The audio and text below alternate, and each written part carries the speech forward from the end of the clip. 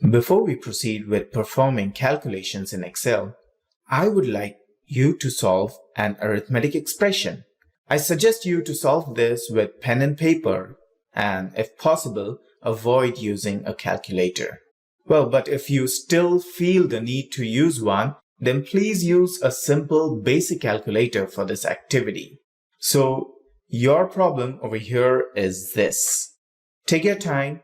You can pause the video for 2 minutes, solve this, and get back to this video. All right? So the solution for this expression is 3.5. And how do we get that? Well, there is a very standard process that is followed while calculating arithmetic expressions. And Excel follows the same process. We call it the Bedmass approach. Now, what does the word Bedmass here mean? Well, it's an acronym for B stands for brackets, E is for exponentials, D is for division, M for multiplication, A, that's for addition, and finally, subtraction.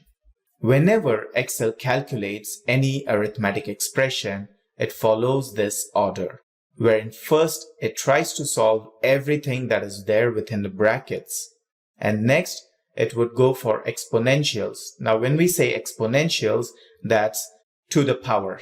Over here, in this case, we have 4 to the power of 2.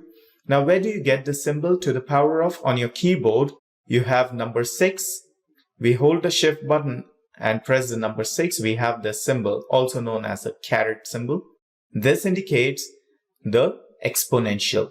And once we solve this, the next step that we do is perform divisions. If there are any divisions in this particular expression, we solve them first. Then we proceed further with multiplication and then addition and subtraction. Well, in most of the cases, addition and subtraction can go back and forth, and that's absolutely fine.